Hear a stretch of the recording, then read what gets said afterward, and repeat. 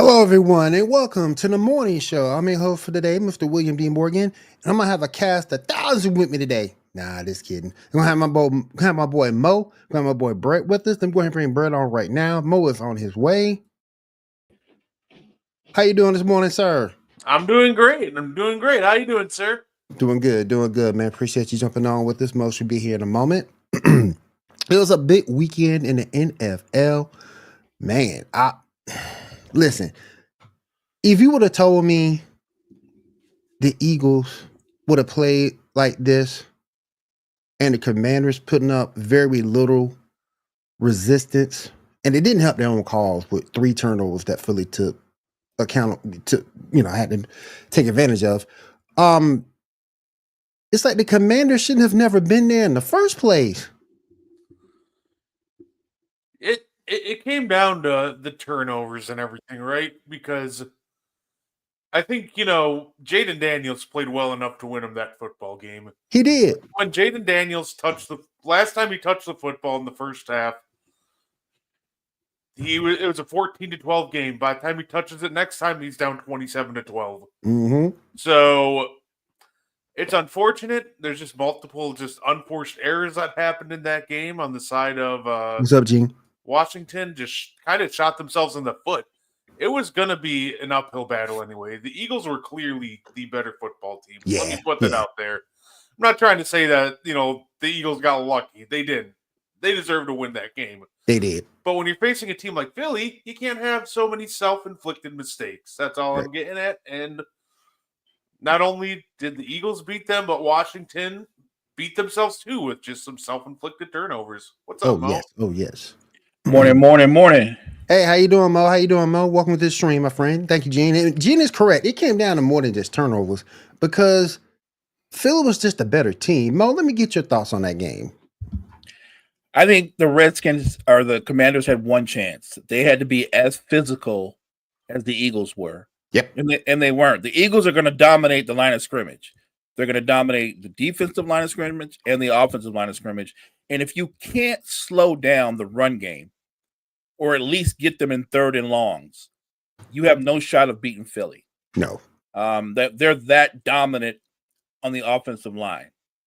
And then what you can do with Hurts, what you can do with Saquon when they go RPO, and you're a linebacker, like how many times did Bobby Wagner freeze when Hurts stepped back and he didn't know if he stuck it in Saquon's belly or not? He wasn't ready for that. It made him freeze. So I just really think Philly's O-line, and I said this before the season, when they got Saquon, the first thing I said is he's going to put up a season as good as McCaffrey.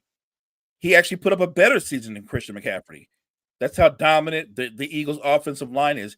You put a special running back behind that offensive line, it's all she wrote. I thought it was interesting, too, that you have, and we all know, that wide receiver room is fantastic in Philly with Devontae Smith and A.J. Brown. They took, and I thought it was interesting, they bought in. They were willing to take a back seat for that running game. And now I think that's going to make them a little bit more dangerous against Kansas City because even if you stack the box against them, now they'll just run play action. No, I agree. Here's the thing, though. If you're Spags and the way Spags thinks, Spags is going to be totally committed to stopping the run, or at least trying to stop the run. So I think there will be a lot of opportunities in the passing games. I think you will get matchups where A.J. Brown can take advantage of a one-on-one. If you put an extra man in the box, Philly can make you pay. Yeah, absolutely. It's going to be interesting to see what Spags will dial up to try to stop this Philly offense. Because if they play like they did against the Commanders, it's going to be brutal. It's going to be an absolute war. Too. He brought up a good point too. Yeah, don't forget about Dallas Goedert. Yeah, no doubt. Goddard's a terrific tight end. I think the wideouts, the passing games get lost because of just how dominant the run game is. So don't get me wrong. If the Eagles are going to win the Super Bowl, it's going to be because their run game is chewing up major yards and making the Chiefs defense react, making Spags take more risks than he normally would. Because look, Spags is a great defensive coordinator, but he really picks and chooses when he wants to take a risk. If they get behind early, if it's 14-3 or 17-7, I think he will take more risk. That'll be the biggest key for Philly, honestly. You have to stay against Spags. You got to stay in manageable distances. As soon as you get into that obvious passing situation, he's going to come with the most insane blitz you've ever seen. And it's absolutely fantastic to watch.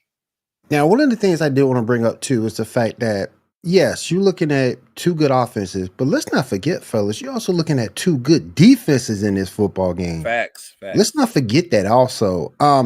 Because you got a good defensive team in the Chiefs. I think they're fourth in the league, if memory serves. And then the Eagles are second in the league in defense, in total defense, if memory serves. Both are great defenses. No, thank you, Gene. I appreciate that. Thank you. 1-3. Okay, thank you. I knew Casey was in the top 5. But these are two great defenses. Do you think we might get a high scoring game or a low scoring game? Because both defenses are playing well. I think it's gonna be a high scoring game. I do. Just watching the AFC Championship game, as good as the Chiefs defense is, Buffalo didn't have a lot of problems running the football on them. And Buffalo's got a good O-line. Philly has the best O-line. Yes. If Buffalo's able to run the ball that effectively, I have to believe that Philly's going to be just as good. And the only difference is Saquon, he's going to turn those 10 or 15-yard runs into 60-yard runs. That's the thing. How do you stop the explosive play? Because once he gets to the second level, he's out. Yeah, I'd say I think it'll be more on the higher scoring end. I think it'll come down to which defense makes a play first. But when we're talking about Philly, this is just such a dynamic offense. It's almost impossible to slow down. And on the other end, we got Patrick Mahomes and the Chiefs offense, which at this point, I'm convinced you can throw 3 Walmart cashiers out with them and they'll find a way to score 30 on you in the playoffs. So we got a Super Bowl full of big game players that rise to the occasion, and that's what's going to make this game so much fun. Will, what I would add is Patrick Mahomes is just trying to win the Super Bowl. Yes. If he has his way, he would be perfectly fine with the Chiefs winning 13-10. Do you know what I'm saying? Like, yeah, he's not trying to get in a shootout. He's trying to drain the clock out and be very methodical to keep Philly's offense off the field. Let me go back and talk about the Chiefs-Bills game. First of all, first thing I want to ask, Bills take another L. Do you think the Bills might come back to this position next season? Because nothing's really guaranteed in the NFL. You think they'll make it back to the championship game and beyond? I actually thought they were a year ahead. I thought this was going to be a year where they would make the playoffs, but I didn't think they were going to be in the AFC title game. Here's what I'll say to that. I put it out there long before the game. I said, if Josh Allen doesn't beat Patrick Mahomes this year, he's not going to beat him anytime in the Patrick Mahomes era. I stand by that. That doesn't mean that Josh Allen still can't win a Super Bowl because somebody else could knock off Patrick Mahomes. I just don't think it's going to be Josh Allen. I just don't think it's going to be Lamar Jackson. I just don't. But do I think when it's all said and done, is Josh Allen going to be able to get at least one Super Bowl? Yeah, I think the law of averages tell you that. I'm assuming the Chiefs aren't going to win 10 Super Bowls. So is it going to be Burrow? Is it going to be Jackson? Maybe Allen goes on a run. Don't forget, in that conference, some other teams have loaded up. How do I know that when Mahomes doesn't win it, the 3 guys that we're talking about, they don't win it either? It's somebody we're not looking at. Because remember, Jim Harbaugh, he's a year ahead of time too with what he did with the Chargers this year. They're going to be better. People think Herbert's a franchise quarterback. Maybe it's Herbert that steals a Super Bowl win out of the blue. I think the main three guys are going to keep going after Patrick Mahomes, and I do think somebody will break through. I just don't know if it's guaranteed that it's going to be either of the three, because when you look at Joe Burrow, he's in the worst situation. Cincinnati is a horribly run organization, and they're in disarray. He's about to lose another weapon, so they're going to come back a lesser offense next year. I think Burrow has the least chance of coming back because I don't trust his front office. I don't trust his ownership. Go ahead, Brett. Yeah, I definitely I think they will be back. Will they beat Patrick Mahomes? I don't think so. I kind of agree with Mo on that. I don't think they'll be the one to beat the Chiefs, but I do think they'll be back, and because I feel like what they did this year, they can replicate it again. This is a team that they had really, they had solid receivers, but nothing over the top special. They just had a lot of guys who stepped up when needed. They had a great run game that they were able to lean back on, which I think you can replicate what James Cook did with quite a few different backs in the league. Cook's a great back in his own right, not taking anything away from him. Yes. I think they found a formula that works, and that can take them back to this point. The question of if they can break through, that's a different question, but Right. I do think they will be back in an AFC championship game, maybe as early as next year. Now, Gene brought up a good point. Do you have an opinion on the officiating in this game at all? Oh, On the Bills game or The Bills game? Bills Chiefs. Bills Chiefs. Look, you have an opinion on the officiating? There are tough calls every year. If we're talking about one play in particular, I thought Josh Allen got the first down. I did. On that fourth down play, I thought it was a first down. But I'm not going to go with the narrative that the refs favor the Chiefs, because I can remember living through Brady and the Patriots when we were on their run, and they had won so many games, had so much success. It does breed contempt, and people go like, "Well, the refs are favoring the Patriots." Look, I will say this: I don't want to get too deep into this. We can talk about the greatest and the worst calls in the history of the NFL. Till this day, I still think the worst call that I've ever seen in a playoff game, I don't care if it's a rule or not, is the tuck rule. Yes. It is the worst. It is the worst call in any playoff game I've ever seen, ever. It was a fumble. They create that. That was weird. But look? The Bills had opportunities. They didn't lose because of the refs. Their defense was on the field. Josh Allen had the football with an opportunity to go up, right? And he didn't get it done. In the end, he didn't get it done. So I'm not going to say the Chiefs, that the refs favor the Chiefs. If you want to say that there were some calls that were questionable, I'm with you. But there's calls that are questionable every postseason. Was that good? Go ahead, Brett. I'm gonna try to. I think the worst call I've ever seen in a playoff game. By the way, Rams Saints, the uncalled pass interference on a wheel. Mm-hmm. I think that's probably the worst one I've ever seen. But yeah, I agree with Mo on that one. Listen, do I think it was a first down? Yeah. Do I think Worthy caught the ball? Absolutely not. It did feel like that there were, some more calls in favor of the Chiefs, but I'm not going to play into that narrative. What I will say, at the end of the day, it felt like the real difference in this game, it was coaching. And Sean McDermott called a great game. Bill's coaching staff was terrific. The difference ended up being was Andy Reid and Spagnuolo were just on another level on those last two drives. Everybody talks about, Josh Allen. I saw there's a lot of, you should have done this on that 4th and 5. You should have done that. Spags called the absolute perfect defense that he could have with that corner blitz, and Josh Allen still made it work, followed up with Andy Reid calling just 2 perfectly timed passes to ice the game. So I do think that, we can talk about the rest, but I think the real difference in this game was just the coaching. And McDermott was great, but Reed showed why he was an all-time great coach. There's levels to greatness, and that was showed.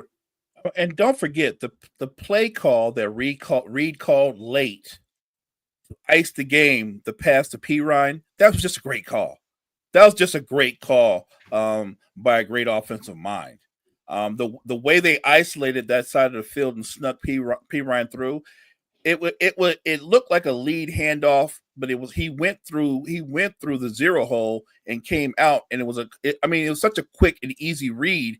That was all Andy Reid. So I'm with Brett. I think that Reid and Spags won the situational football battle. Right. Let me ask you guys this. Do you agree with the 2-point conversions Buffalo tried, leaving points on the field? I do, because I think that if you're going to beat Kansas City, you got to be aggressive. They didn't convert, but if you're going to beat the Chiefs, you have to be aggressive. You can't play safe. So I have no problems with that.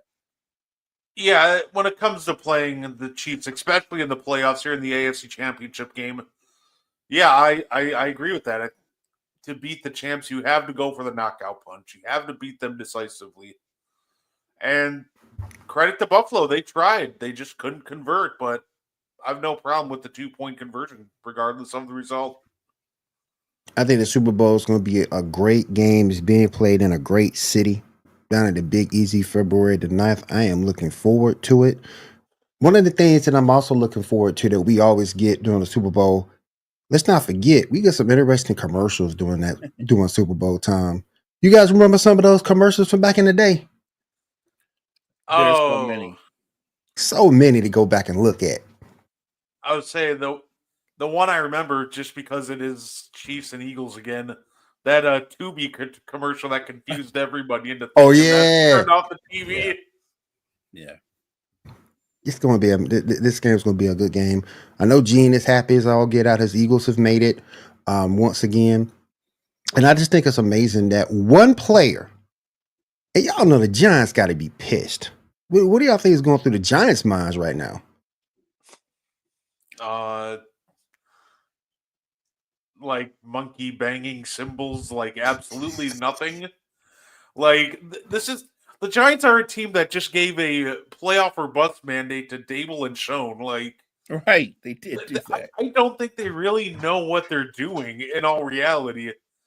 Like, and let's be real. Like, should they have kept Saquon? Sure, but let's be real. I'm glad they didn't, because this wouldn't have been the same Saquon if you had to play another year on the Giants.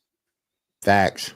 No, but look, the way they treated Saquon was so public. Like it had to be the year they're on Hard Knocks, and they're telling him like, nah, going out there and see if any franchise wants you. Test the waters, and if you get an offer, just come back to us and let us know what it was. You know what I mean? Like, so nonchalant, not important. Yeah. Look, the Eagles aren't in the Super Bowl solely because of Saquon Barkley. He's a big part of it, because a lot of the players that were there the last time they were there are still on the roster. He's a big part of it. But yeah, if you're the Giants, I would think you would try to be as quiet as possible the next couple of weeks, because you were going to get peppered with, what's up with Saquon? Why'd you let that happen? Like you not only lost him, you lost him to a division opponent who, by the way, directly ended up in the Super Bowl because of, right? That's the insanity, that like you lost him to a division rival and they're in the Super Bowl and you're looking for one of the top draft picks in the draft. Like they have more questions than answers. And I thought the biggest joke was, Brett brought it up, that the general manager and the coach got a mandate: playoffs or you're fired. You might as well fire them now. You might as well fire them now and give them the severance package. Like, take my keys to the building right now. They're not making the playoffs. You know they're not. They're fired. And for anybody that doesn't know, the Giants' schedule next year, they face the AFC West, NFC North, and their own division. And their last place teams they have to face are teams like the San Francisco 49ers. So we're going to be angry after the way this year went. I think I think the 49ers have a chip in their shoulder and they come back next season with something definitely to prove. I'm a diehard Niners fan. They'll be better than they were last year. I think they have a lot of questions that need to be answered. And it starts, not to get too into the topic, what are you going to do with Brock Purdy? Yep. Because I don't think it's as black and white as most people think. Like they're like, well, Purdy's, you know how it goes. Purdy's going to reset the market. No, he's not. No, he's not. Not, at least not as a member of the San Francisco 49ers. I know John Lynch. I know how he thinks. He will make Purdy what he thinks is a very fair, and it might be a very fair offer, but he's not going to reset the market. They're not going to pay him. If it's about resetting the market, they might as well go ahead and start talking to Sam Darnold now. They're not going to make Brock Purdy the highest paid quarterback in football. I can tell you what's not going to happen. No, I think that's fair. And two, with the also thing to consider is Kyle Shanahan's very confident that he can kind of plug and play in any quarterback in his system. We've seen him do that multiple times, just rotate through quarterbacks. Made Super Bowls with Brock Purdy, Jimmy G. So, yeah. If Brock Purdy doesn't agree to their price, I think they'll pay him. I think they'll find middle ground. But I could see a scenario in where Brock Purdy walks and gets paid by another team. Fact. And honestly, I don't think it's a hot take. I feel that's exactly what's going to transpire. They're not going to make him the highest paid. I like Brock. I'm a fan of Brock. I think he's a very good quarterback. We talk about this term a lot on the morning show, that there are certain quarterbacks that are very good, and there are quarterbacks that are overcomers who can overcome situations. Brock Purdy is not an overcomer. He's not. He just flat out isn't. He's not an overcomer. He's very good, but he's very good in a certain status. I think he's in a Kirk Cousins status. He's in a Dak Prescott status. Yes. And if I know that of him, I'm not giving him $60 million. I'm not. I'll let some other fool do it, but I'm not. Especially the way the Niners are built. Yes, would I would hate to see him go? I would. But I think that, yes, they can plug in another capable quarterback and still be one of the top teams in the NFC.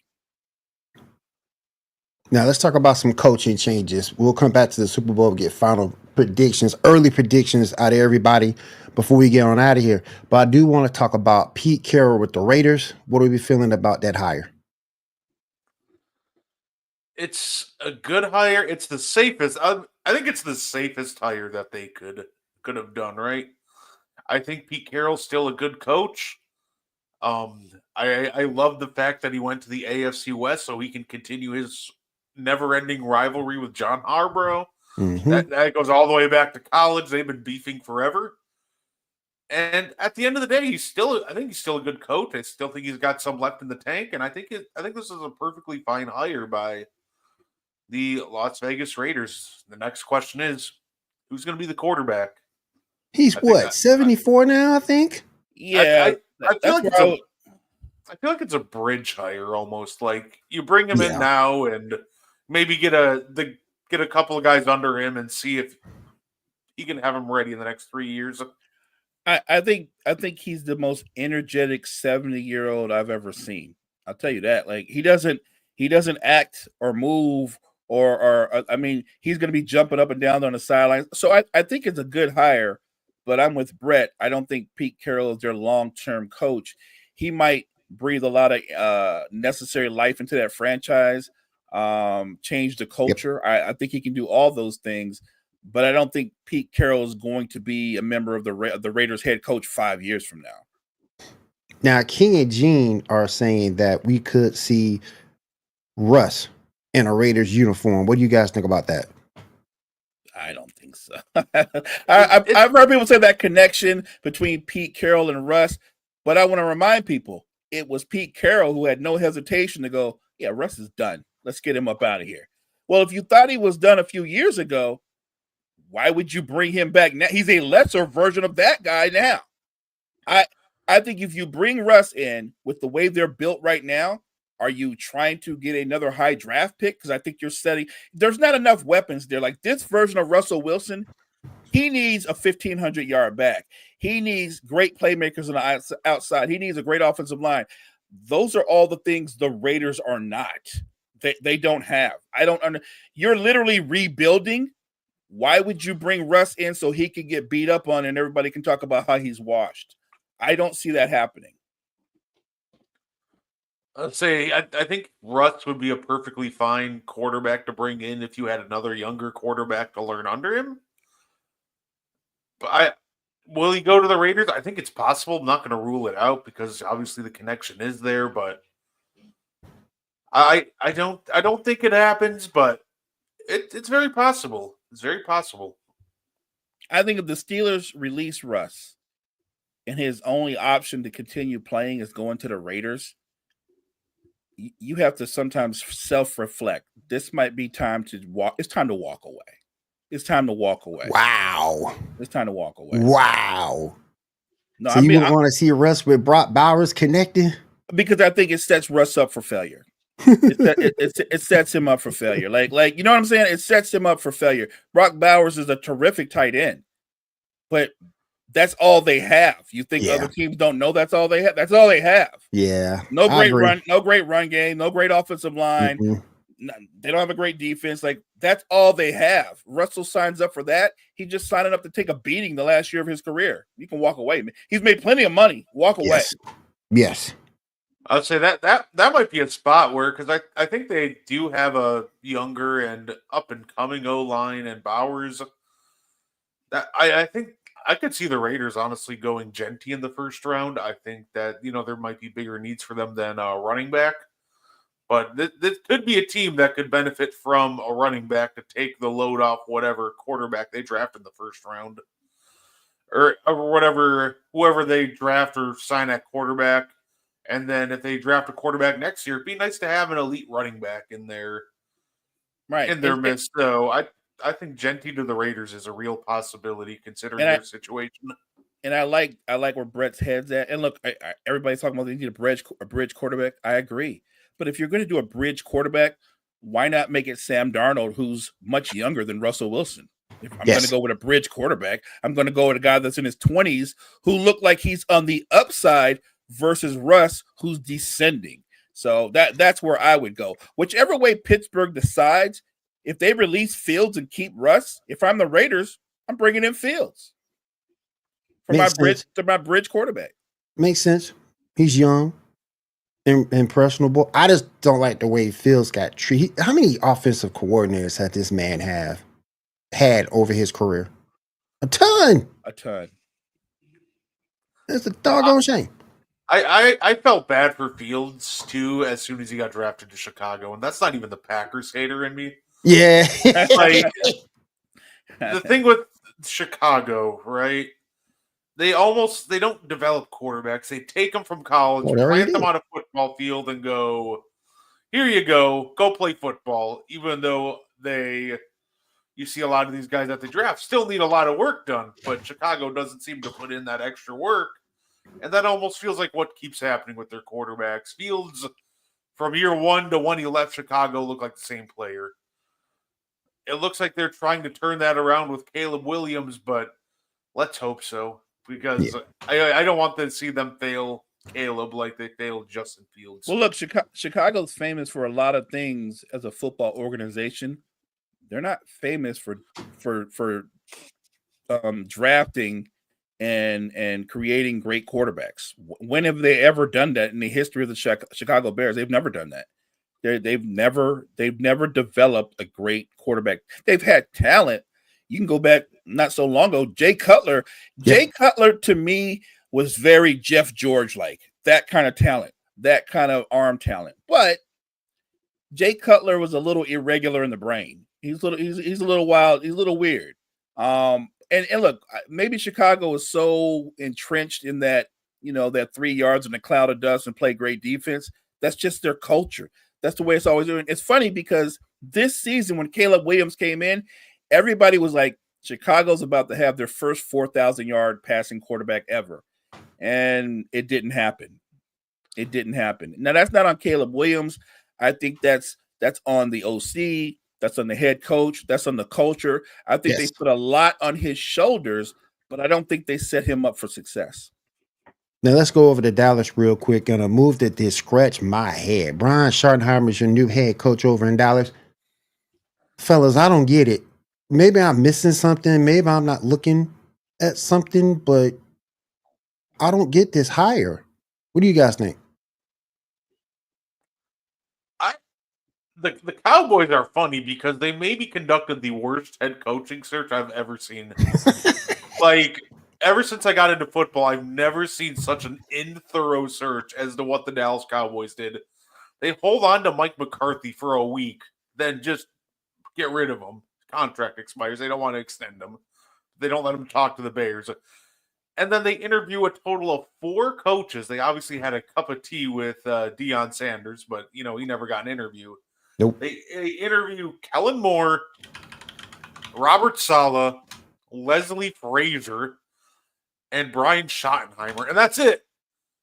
You're telling me that there weren't more candidates, better candidates, or just more exciting candidates out there if you're going for a first-time head coach? Like, it feels like they rushed this process when there wasn't a reason to. When guys like, for example, why not wait a week and then maybe reach out to someone like Joe Brady? Maybe he doesn't want to come, but at least reach out to the guy. I feel like they rushed this process for absolutely no reason. And he maybe, yeah, I was just about to say, he also had maybe one of the worst press conferences. That was painful to watch. That was painful to watch. What he could have done in that moment, but he has nothing to lose. In that moment, he should have stood up and go, "I'm the right guy for the job. You made the right something other than just sitting there listen to them give out which was, I would call it, a less than lukewarm introductory. Like yes, it was all like, well, he may not be talked about this way or that way, but he's our guy. He's okay. He's all right. He's okay. We're gonna be all right. Like that was, and he's sitting right there taking this.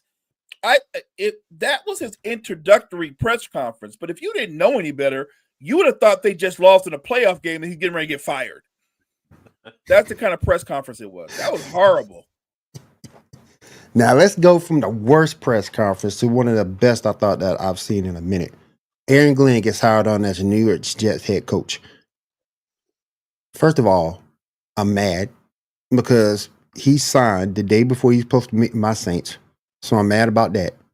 He was in the running. The Saints wanted him. He said, nope. And I don't blame him because that Saints job is a terrible job. I wouldn't want to be a coach for this coming in as a new coach for this team. You a ton of money over the cap, aging team. I wouldn't want the Saints job myself. So I think he made the right decision to go to the Jets. That press conference that he had, did you guys see it? And what do you think? He was preaching. That's what I saw. It was. Like that press conference was so hype. I wanted to sign up to play for the Jets. That's how out there playing linebacker. Special teams, anything Aaron Glenn needed. Like he came in there and he just took control. That was the complete opposite of the Cowboy press conference. Aaron Glenn came in there fired up, high expectations, motivating. You name it, he did it. Like afterwards, somebody should have came in and wiped off his forehead and put a cape over him. That's how great a press conference it was. The thing was amazing. Yeah, he killed it. I'm excited to see what Aaron Glenn does. I know a lot of people are saying, oh, bad hire. Look at his most recent playoff game. Need I remind you that we saw other coaches have really, OCs and DCs have really terrible final games with their teams and go on to be successful head coaches. But it'll be interesting. The Jets are just a very interesting team in general, the way they're structured. Do you guys think Aaron Rodgers will be back? I don't think they have a better option. If you're trying to be competitive immediately, there's not a better option. So if he wants to come back, he's going to be the starting quarterback next year. Yeah, I think that probably is their best option for now. Because it's tough with Aaron, right? Because with the way that it ended and with all the talk, it almost feels like Woody Johnson and company doesn't want him back. But also, they're not going to find a better quarterback unless they're playing in the first year of Aaron Glenn is just tank. Right. But they also do have a very talented defense and a talented They group do. of wideouts They and do. a very good running back. Yes. It almost feels like if they patched up the line a little bit, they'd be okay if they had a good quarterback behind there. So it's just a very weird situation. I want to say he's not going to be back, but I also understand that they're not going to get a better quarterback. I feel you Aaron. on that, Gene. I feel you on that. I had Garrett Wilson in fantasy this year. I feel you on that. I'm right there with you, bro. Because it was like a roadmap between Rodgers and Devontae Adams. Wasn't nobody else getting any catches, any nothing. It was just him and Devontae Adams, and that's it. Garrett Wilson was pretty much thrown out to the wayside, which is a shame because he's your most talent, he's your upside, but I don't know. Maybe this is the reason you don't bring Aaron Rodgers back. It's because you want to get your star receiver involved and keep him with the team. Right, but Brett's right. I don't think Woody Johnson or management want Aaron back. But they have to be a little practical and look at what's out there and go, is the current version of Sam Darnold, can he replicate what he did for the majority of the season, or is he going to look more like Sam Darnold the last 3 weeks of the season? Right. Is that better than Aaron Rodgers? I think the question is, if you're going to go on based off of their career resumes, I'd say no. I say whatever's left of Aaron Rodgers is still better than the best version of Sam Darnold. And I get that Garrett Wilson, they're like, well, we'll bring in another guy to bring in what? Because if you bring in a quarterback who's not as good as Aaron Rodgers, what makes you think Garrett Wilson is going to be targeted more? Do you know what I mean? Or is it going to be better? Like, your quarterback's got to be able to be able to throw the football. Like, I don't think they want him back, but I don't think that there's a lot of avenues where they can go out and get an upgrade. Yeah, if you look at like the quarterback market that's available, like you're gonna pay Brock Purdy $50 million. Bring in Danny Dimes. Go ahead, bring in Danny Dimes. Make it fun. I'm sure you could trade for Kirk Cousins, who looked like an absolute statue. Like, yeah, he did. It's not good unless you really take a flyer on a young, exciting, unproven quarterback. Maybe call New England to see if Joe Milton's available, but also how much of that was him playing against the second and third string Bills defense. So, it doesn't look good if you move on from Aaron, but also they don't really seem to want him back. It's just it'll be one of the more interesting stories of the offseason. Let's keep the head coaching news going. Ben Johnson over with the Bears. We talked about the Bears for a little bit earlier on. Can Ben Johnson make a difference in that Bears culture, in that Bears locker room? He's such a great play caller. I think he will set Caleb up for success. He will come up with a lot of exotic formations. I think he will make it to where they'll flood zones more and give Caleb quicker and easier reads. I think he's going to help in the development of Caleb Williams. So do I think he's an upgrade? Will he make it? Absolutely. Absolutely. I think he's going to make, and remember, they don't lack for talent. No, offensively at the skill positions at all. No. Now they do need to shore up the O-line, but is he going to help right away offensively and what he can design for them? Yes. No question in my mind. Now, did that mean the Bears are going to turn around and win 10 or 11 games? No way of knowing. I do know that they have enough offensive talent right now that just on the offensive alone, they're going to be a better than 500 team, in my opinion. When it comes to the Bears and if he's an upgrade, honestly, they could have announced that any one of us on the panel is hired, and it would have been an upgrade over whatever Matt Eberflus was doing last year. So I think Ben Johnson is a massive upgrade, and I think that team is closer to actually being competitive than people think. Yeah. They have talent everywhere. The defense ain't too far off. And like on offense, they have talent everywhere except the offensive line. So Yep. Right. you come in and you throw free agency offensive linemen. I think their number one priority. Do whatever it takes to get Trey Smith in the building, and you don't let Oh him yeah. Oh yeah, yeah, I love yeah, that. yeah, far yeah, from yeah, the yeah, yeah. Chiefs. I I think still you love start DJ. there. I still love DJ Moore. I still love Roma Duzier. I still love both those guys. I'm not the biggest Keenan Allen guy, but I get it.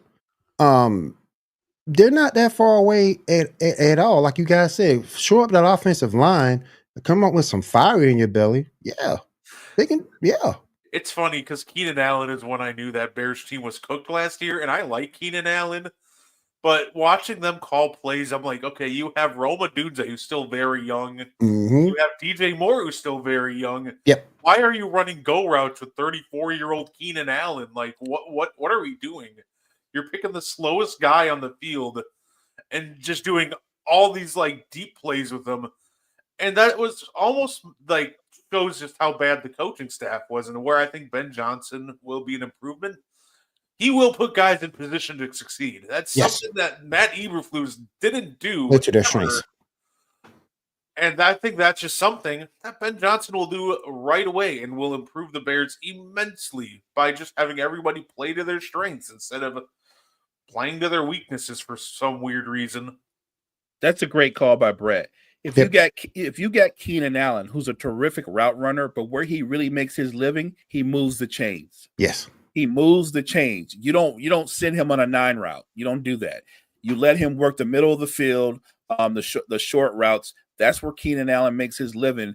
I think Ben Johnson is going to recognize the strengths of every one of his players, and that's the immediate improvement right now. He will set them up for success by drawing up plays that benefit or at least highlight their skill sets. So I'm excited for Bears fans. I'm happy for Caleb Williams because he's going to get an offensive coordinator who's going to help him continue to develop, be a better quarterback, make quicker reads. So I'm excited for them. Real quick, you brought up Matt Eberflus. The Cowboys hired him as the new defensive coordinator. That just goes back to the dysfunction within that Cowboys front office that you mentioned earlier, Brett. Just dysfunction. Yeah, it's absolute dysfunction in that front office, but I don't necessarily hate the hire of Eberflus as a defensive coordinator, right? Because he normally had the defense ready to play in Chicago. Like the problem in Chicago was his offenses were just awful. But for the most part, he was able to get the defenses out of bed and play in a lot of the games. So I think the potential for the Eberflus hire as just a defensive coordinator could actually work very well, pairing him with a first-time head coach in Schottenheimer. Because even if he wasn't a good head coach, he was still there. He still had a cup of tea for a while as a head Yes. coach, and he can still give some pointers. So I actually do not hate them hiring Eberflus as a DC, and I think it could actually be a great move for them down the line. Eberflus is going to be the Cowboys head coach a year from now. See, that would be terrible. Oh my gosh. All right, you guys, I do want to go ahead and move over to the NBA very quickly to finish up the show. Mo's favorite team, the Lakers, dropped one last night to Gene 76ers, 118 to 104. Your boy Maxi, 43 points. This should be Maxi's team now, right? I've been saying that, but they're going to hold on to the dead weight known as Paul George and Joel Embiid. So Hate Paul George. And Never been a Paul George dude. It's not going to be Maxi's team. And do you know how much you could get if you move Joel Embiid? Mm-hmm. Do you know how much you would actually get something back for Paul George for the name recognition, even though he's kind of a shell of his former self? But yes, this team should be built around. I've been saying that Tyrese Maxey. It should be built around Tyrese Maxey. This Sixer team, I'm going to say they're not going to make the playoffs. It's not a very good team. Embiid's going to come. Embiid will come back just long enough so he can get hurt again and miss another 10, 20. That is the future of the Sixers. And the problem with the Sixers is they've got an old school general manager who doesn't know how to build teams. Daryl Morey is famous for taking shortcuts and making the fancy big name trade or move. He doesn't know how to develop teams or build teams from the bottom up. Right. This is a team that's in disarray. All I can say, if you're a Sixer fan, I'd just be focusing on what the Eagles are doing. It's funny because I think PG could fit fine on a Tyrese Maxey led team. I think the problem is he's getting paid a max. I don't think he's a max player anymore. That's the bigger issue. Right. Yeah. But I do think it's going to be an interesting discussion if they should maybe move on from Embiid this offseason. And I know it's crazy to think about at times because, when he does play, he's still a very productive basketball player, but that's almost the argument to move on from him now. While he's still a productive basketball player where you still can get, multiple firsts and get a haul for him. Right. This is something that I pointed out to, right? Mo and I have talked about this. Tyrese Maxey is at his best when he can play fast, loose, get in transition. Yes. And Joel Embiid's just the polar opposite. He's at his best when he can completely grind the offense to a halt, post up, and just play a more old school style of basketball. So I think that it is a real conversation that needs to be had if you move on from Joel Embiid. And I know they'll come out and say all the right things. Oh, he is the franchise. We're not moving him. But I think behind the curtains there, that has to be a discussion because I think at this point it's abundantly clear that the Joel Embiid led Sixers, they're not going to be anything more than they are right now, which is not good.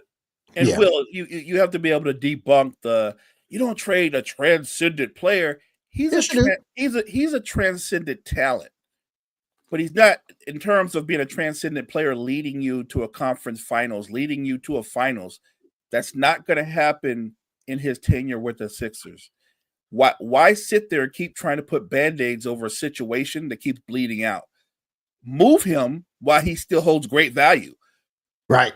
Now, everybody's not as dumb as the Timberwolves. They're not going to give you 4 number ones like they did for Rudy Gobert. But I still think you could get a haul for Joel Embiid, and you can take that haul and build around Tyrese Maxey.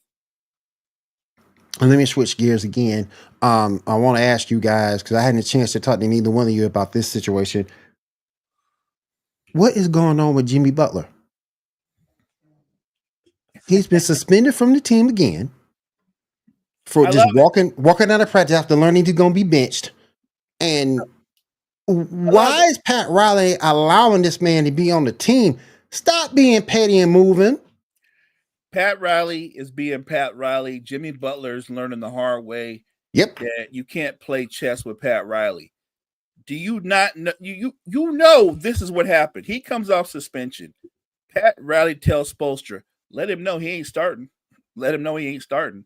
Pat Riley knew as soon as Derek Spoelstra told that to Jimmy Butler, he knew exactly what Jimmy Butler would do. And as soon as Jimmy Butler walked out of practice, Pat Riley said, suspend him indefinitely. Like, Pat Riley did that on purpose. Let's be clear. Think about it from Pat Riley's point of view. You want out. You let me know you don't want no part of my organization, right? You want out. Well, why should I play you? You might get hurt. If you get hurt, because let's be honest, Jimmy is injury prone as the next man. You might get hurt. So I don't need you hurt. If you want to get traded, your ass don't need to play any damn way. You need to be good older. Right. Jimmy's 35. Yep. 35 and is injury prone. And what this really comes down to is Pat Riley made it plain and clear to him, I'm not re-signing you to a max. Like literally, that's the conversation that that led us to down the road where Jimmy Butler was talking about, I got to find my joy somewhere. Right. It's not your joy. You got to find your bag somewhere else. Somebody out there, some franchise out there will be dumb enough to give Jimmy Butler a max contract. It will not be a Pat Riley franchise. So this is a tug of war that Jimmy thinks he's winning. Look, he'll get moved, but here's the thing. It's not like he has a no trade clause because he don't. He's going to get moved for the best package that Pat Riley can get. He's not going to where he wants to go. He's going to go where Pat Riley says he's going. So look, I think this is Jimmy Butler and Pat Riley going back and forth, but he had to know this is the same guy that told Dwayne Wade, you might want to talk to Chicago because they'll give you more money than I'm gonna give you. The same guy that told LeBron, you and your boys hanging around at practice, being on a team flight, we don't do that here. We don't do that.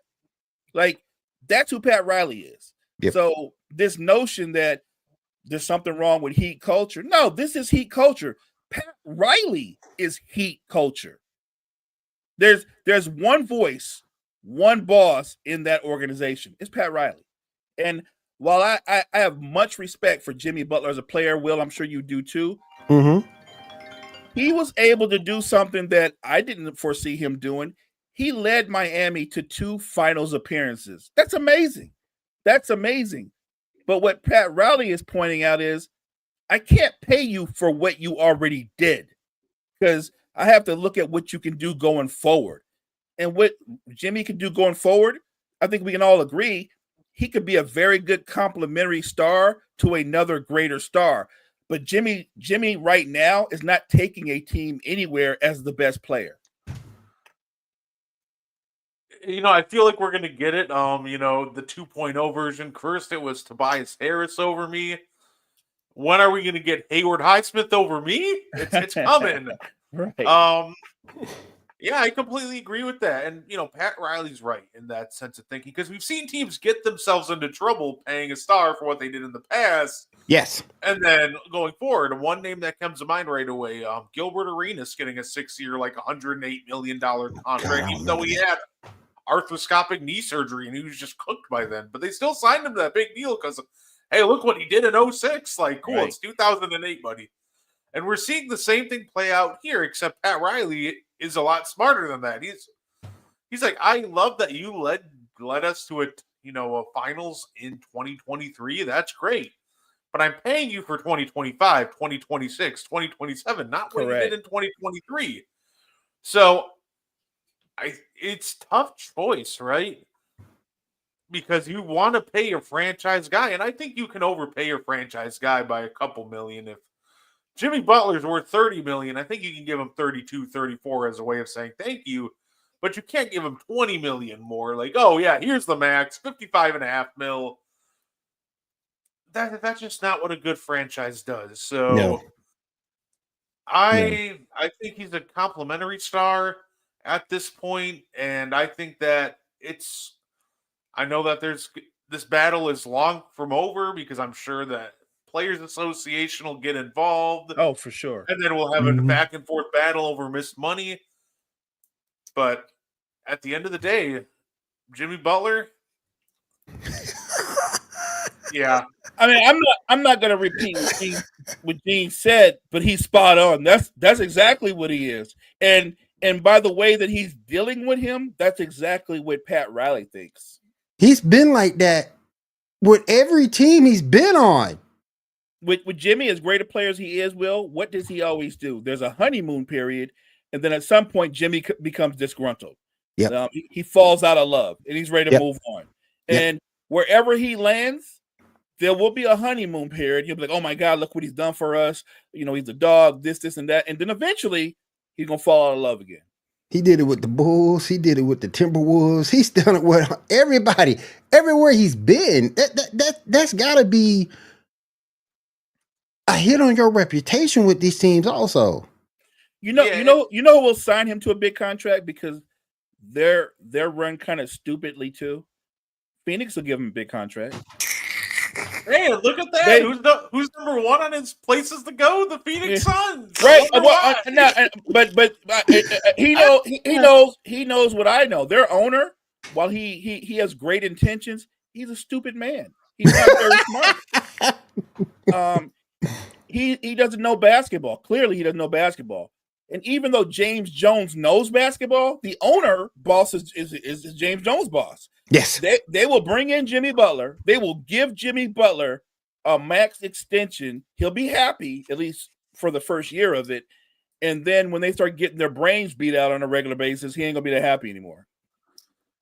I do love how people have started to tease, like, oh, Jimmy Butler for Paul George swap. I'm like, is that really any better than getting Bradley Beal on your basketball team? Right, Like right, 35-year-old PG, right. 31-year-old Beal, and at least Beal's contract ends sooner than PG's. I saw that rumor and I just wanted to shoot that down right away. There's no way that Paul George becomes a member of the Miami Heat. Yeah. Pat.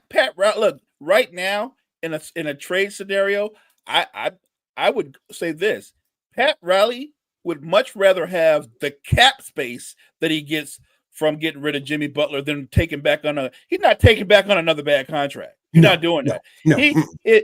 Never mind getting picks in a haul. If the best offer he got was Pat, you're going to get cap space. Jimmy would be on the next train smoking.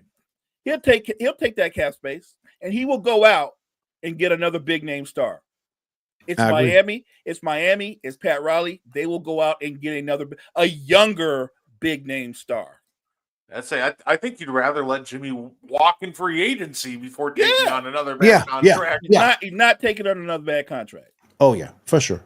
Will that includes the Zach LaVine contract? Look, somebody need to take it. Somebody need to take it, doggone it. Oh man, we need to shred that some type of way. We need to shred that. I don't know what's gonna happen, but we need to shred it. Oh my goodness, and get rid of Patrick Williams. I'll take some cookies for Patrick Williams. I would almost argue that the Patrick Williams contract is worse than the Zach LaVine one. Zach LaVine actually plays really well and does his best to live up to it. I still don't know what Patrick Williams does. He's just there. Me and Mo talked about it several times. We still don't know what type of player he is and how long has he been in the league.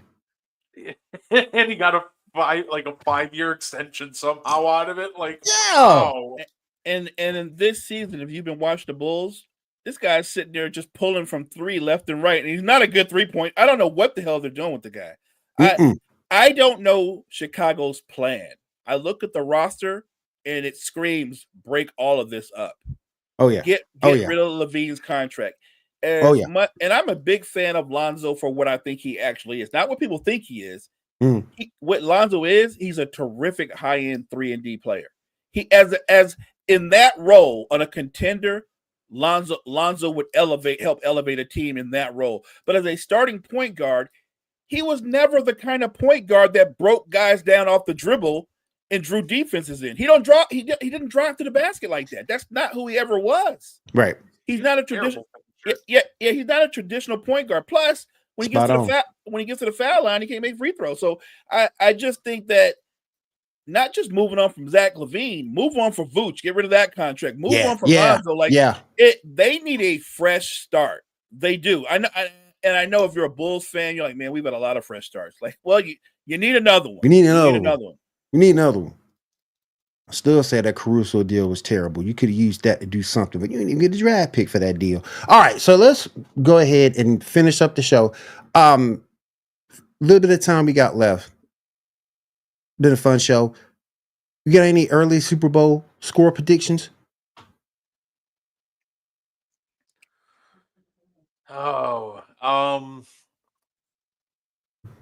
Yes, but I'm gonna do the cop-out answer. We have a sideline to sideline Super Bowl edition next week. You can find out my prediction on there. He say he ain't ready yet, but it's all good. It's all good. I got a score. I'll go 32-29. And I'm going to give the edge to the defending champs. I've learned the hard way directly. I don't bet against Patrick Mahomes. I don't bet against Mahomes. Like he literally is he's Ric Flair of the NFL. To beat a man, you got to beat the man. Woo! And it's not always pretty, but the man always finds a way to win. All right, Mo. Appreciate that. Go ahead and close us out, Mo. Appreciate you guys for joining us this morning. Make sure you check out all the great content we have at Wire to Wire Network. Wire to Wire Network, we appreciate you. All right, you guys, that's going to do it for us here on a Wednesday morning. We'll be back again tomorrow. Get you caught up in the world of sports right here on the morning show on Wire to Wire Sports. Everyone have a good week and take care.